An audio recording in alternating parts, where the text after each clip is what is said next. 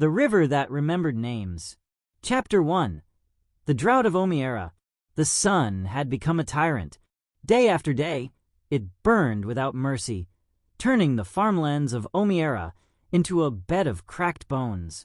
The yam mounds collapsed into dust, palm trees hung like tired old men, and even the wind forgot how to blow.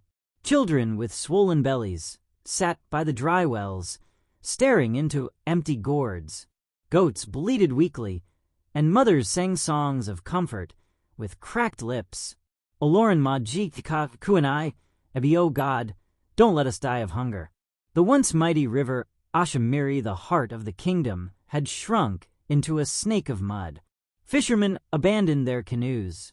The priests offered sacrifices of ram and fowl, but the sky remained shut. In the royal courtyard, Oba-Adefoloran, king of Omi-Ara, sat with his chiefs in silence. The drums had stopped beating. Even the praise singers had no words left. Finally, the old chief priest, Baba Oloi Ifagbemi, rose. His white hair was like smoke. Kabiisi, the gods are silent because the people have forgotten their covenant with the river, he said. It was Oshimiri who gave Omi-Ara her name, the water that flows through souls. We must ask her forgiveness. The king sighed, weary. And how, Baba?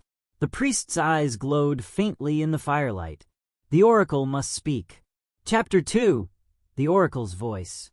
That night, the people gathered in the sacred grove. The smell of burning palm oil and goat blood filled the air. The oracle's hut was dark, save for the glow of cowries spread on red earth. Baba Ifagbemi knelt before the shrine of Oshimiri, the goddess of water, mother of tears and fertility. Her carved image, half woman and half serpent, gleamed under the moonlight. The priest threw cowries 3 times and listened. The wind changed. The fire flickered blue. A whisper rose from the river's direction, soft at first, then thunderous. A life must return to the water, a heart untainted, a soul unbroken. Only then shall the sky open its mouth. The crowd trembled. The king asked, "Whose life, Baba?" But the oracle had already turned toward the gathering. His eyes were white like polished stones. His voice, not his own. A maiden named Abeni, daughter of Tapa the palm-wine tapper. She shall be the bride of the river. The crowd gasped. Abeni was known by all gentle, beautiful, and kind. She was the one who shared her food, even when she had little, the one who helped the old women fetch firewood. Her mother fainted.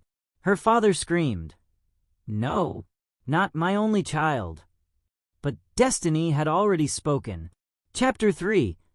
The Sacrifice at Dawn. The next morning, the drums beat slowly, gum, gum, gum. The people wore white, their eyes heavy with sorrow.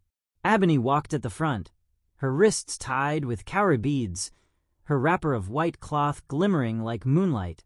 Her face was calm, though her heart pounded like thunder.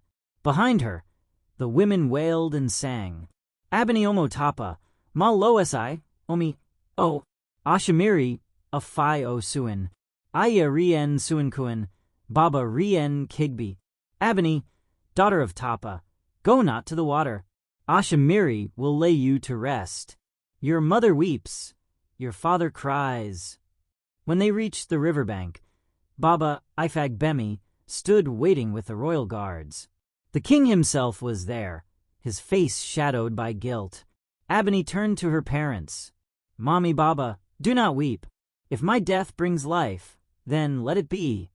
Her father fell to his knees. "They lied to us, my child. The king and his men made a pact. You were chosen because your beauty pleased him not, because Oshimiri demanded you." Abeni froze. The priest's eyes darted away. The guards shifted uneasily. "Baba, what are you saying?" He cried out, "It is not the gods who asked for you, it is man's deceit." The drought came from their greed. They cut the sacred trees, they polluted the river, and now they hide behind sacrifice. The guards seized him. Abeni looked at the king, but his silence was an answer.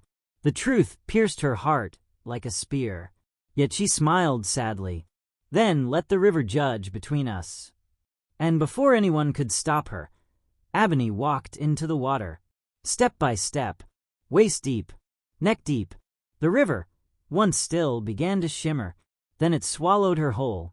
The sky darkened, thunder cracked, and rain, real rain, began to fall for the first time in 3 years. Chapter 4. The river awakens.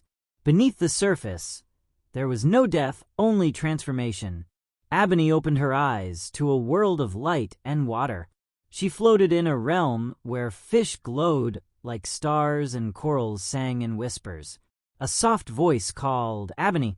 From the depths rose a figure tall, radiant, her hair flowing like streams of silver.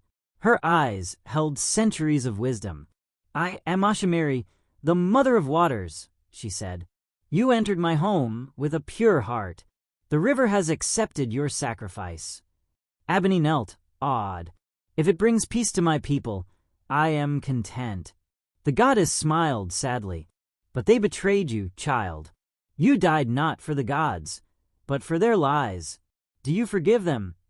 Tears drifted from Abeni's eyes, dissolving into pearls. "I do not know." Oshimiri touched her forehead.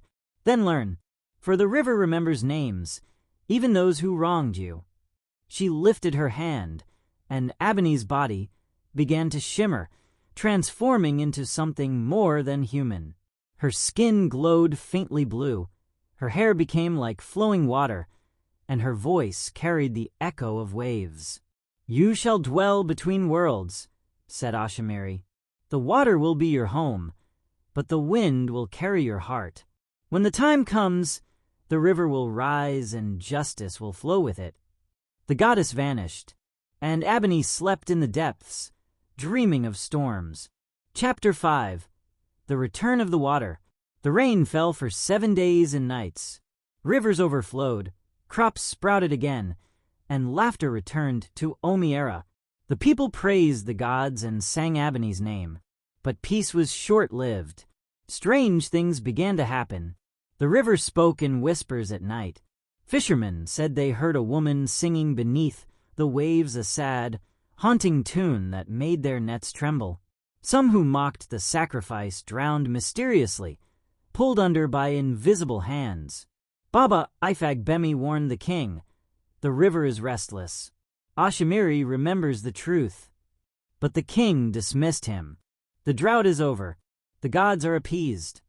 Yet when he slept, the river came to him in dreams, a woman in white with eyes like storms. She whispered, "You took what was not yours. Return what you stole." He awoke screaming, drenched not in sweat, but river water. That was when he knew the river had remembered his name.